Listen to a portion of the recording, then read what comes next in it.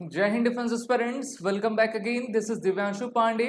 United nations में security देने के लिए भारतीय थल सेना के पूर्व इंडियन आर्मी के लेफ्टिनेंट कर्नल को अब अपनी जान गंवानी पड़ी है इजराइल हमास के कॉन्फ्लिक्ट के बीच में। तो चलिए जानते हैं कि किस प्रकार से ये हमला भारतीय थल सेना के ऑफिसर के ऊपर रफा बॉर्डर में आपका किया गया है और कौन इसके लिए जिम्मेदार है।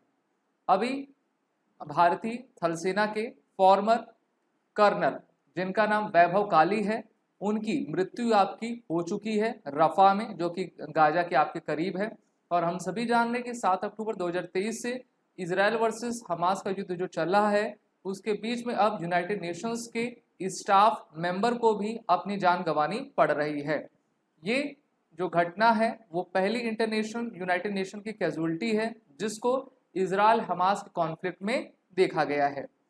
वैभव काली की उम्र 46 वर्ष की थी और अभी 2 साल पहले 2022 में ये भारतीय थल सेना से रिटायर हुए थे और इन्होंने वॉलेंट्री यूनाइटेड नेशंस में सिक्योरिटी देने का जो है निश्चय किया था और वहां पर आपके कार्यरत थे।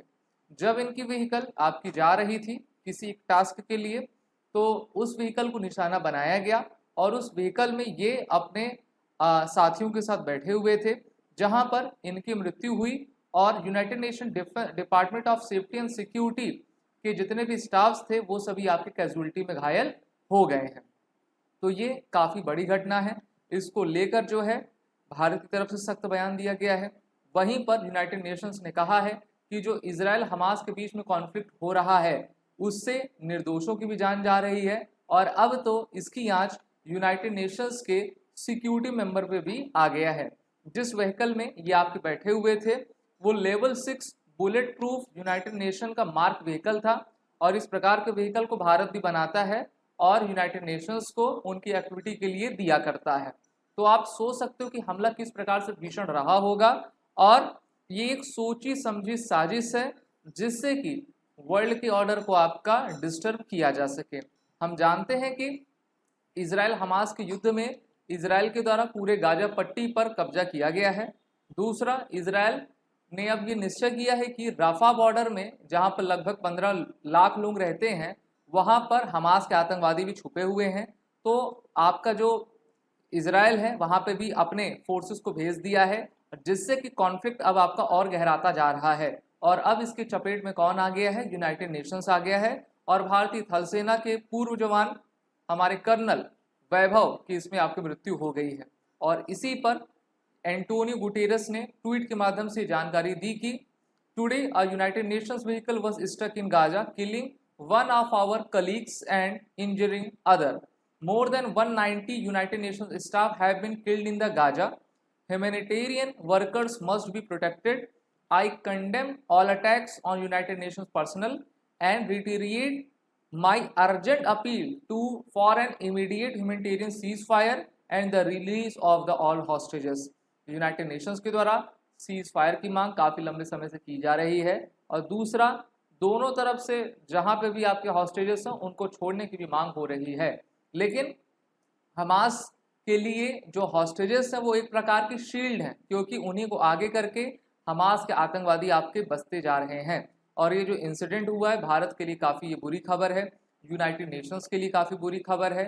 जैसा कि एंटोनियो गुतेरस ने बयान दिया कि 190 यूनाइटेड नेशंस के स्टाफ अभी तक इसमें आपके मारे गए हैं।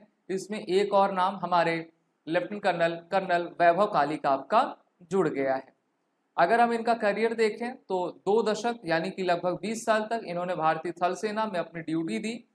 He was commission into the Jammu Kashmir rifle in June 2000 and earn reputation of a brave and dedicated officer. ये 11 जम्मू एंड कश्मीर राइफल पंजाब में आपका थे काउंटर इंसर्जेंसी के ऑपरेशन जम्मू कश्मीर इन्होंने काफ़ी आपके किए हुए हैं और इनको काफ़ी रिकमेंडेशंस इनकी अच्छी सर्विस के लिए दिया गया था। A former army officer who had served with Kali in Arunachal Pradesh around 2007 described him as a quite seasoned military operator.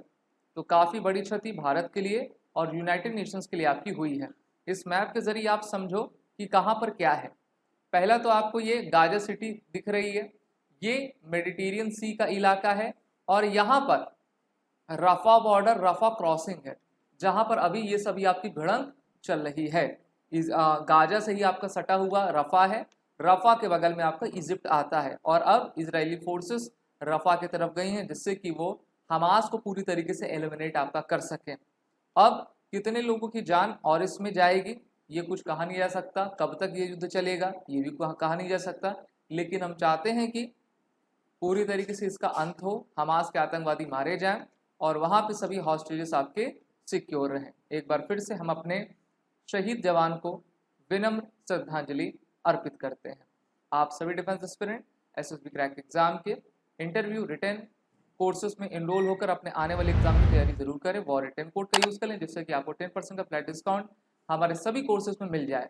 जय हिंद। अगर आप एक डिफेंस एस्पिरेंट हैं और SSB interview, NDA, CDS, AFCAT जैसे एग्जाम्स के लिए प्रिपेयर कर रहे हैं तो आप एसएसबी क्रैक एग्जाम्स के कोर्स को चेक करना ना भूलें। आप हमारी लर्निंग एप्लीकेशन को गूगल प्ले स्टोर से भी डाउनलोड कर सकते हैं।